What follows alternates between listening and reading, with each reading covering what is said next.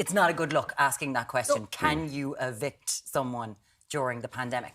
Now, he did break the law. Just to be clear, he broke the law repeatedly, right? So the Ethics in Public Office Act, that's what says you have to declare your property, you have to declare your company directorships, you have to declare your contracts with public bodies. On at least 9 different occasions he broke. And then he broke the Residential Tenancies Act, which says that if you're a landlord, you have to register your property. So, like, these laws are meant to apply to everybody. To everyone. All right, OK, fair enough. And when you're someone who's in public office in a country like ours where, you know, we're founded on the Land League, when landlords were making rules in this country and doing whatever the hell they wanted, it is certainly not a good look, and we remember things like that.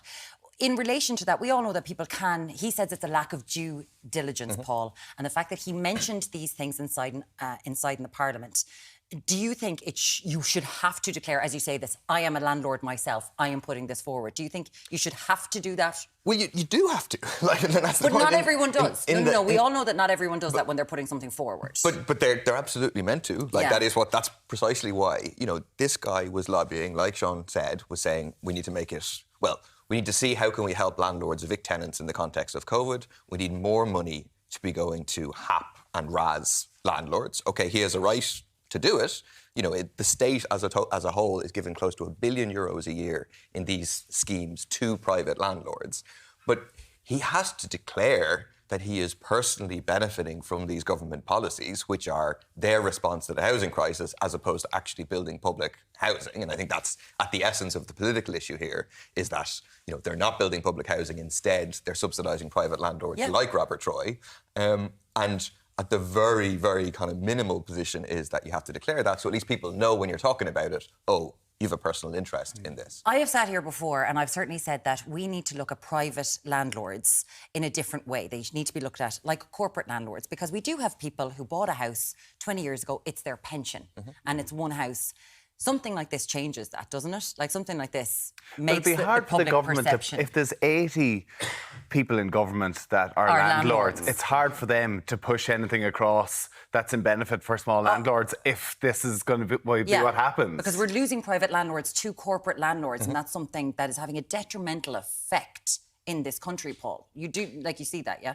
Yeah, I mean, the problem is we have a government, in my opinion, made up of landlords and that rules for landlords. The amount of money going to landlords in this state as a whole, right, and more of it's going to corporate than small, but has tripled over the past 5 years from about 5 billion to about 15 billion. 1 billion of that is public money. Like, fundamentally, landlords don't provide any real service in this economy, don't create any wealth. The houses already exist. People want to live in them. The point, people should have a right to a home. Everybody should have a right to a home. We should have rent controls and we should have public housing. And we should get rid of the corporate landlords. We should nationalise them, turn them into public housing.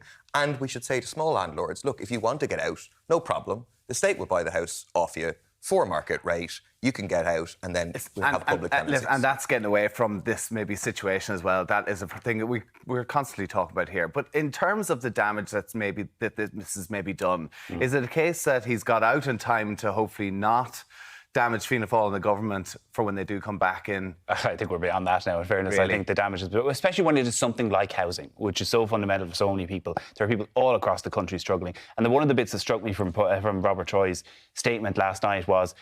he very much defended being a landlord. He said, I won't apologise for being a landlord at all. I bought my first house at age 20. I know. And, like, it was fair enough. It was a different time. It was 2002. There was more credit available. It was sort of different. But, like, there is no one who can relate to that now. Anyone under the age of 35 that can relate to that, I would be absolutely shocked. Yeah. He says he worked for it. He went straight out of school into work, and that's how he had the money, and I don't know what kind of loan he got and all that sort of stuff. But people are not able to get a house at age 30, age 35 now, under the decisions that have been made by the Fine Gael government and the Fianna Fáil and Fine Gael government that have come in since. So I think it further alienates ministers in particular from regular people. As you said, 80 members of the Dáil, half the members of the Dáil are landlords. They don't really understand what's going on. They're on the top 5%, of earners in the country already before you get into a minister's salary. Yeah. So I think that damage is already done there.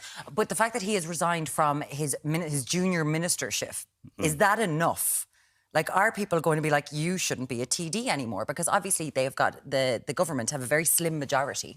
And we're going into budget. They need all the TDs that they can get.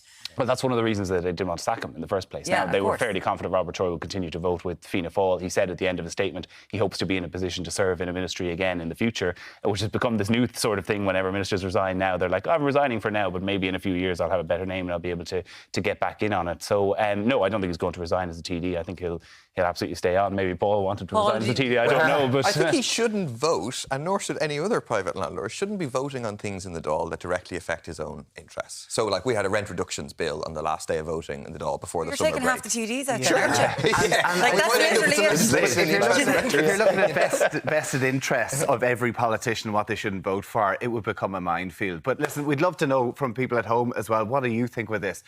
Is the damage already done with this government, particularly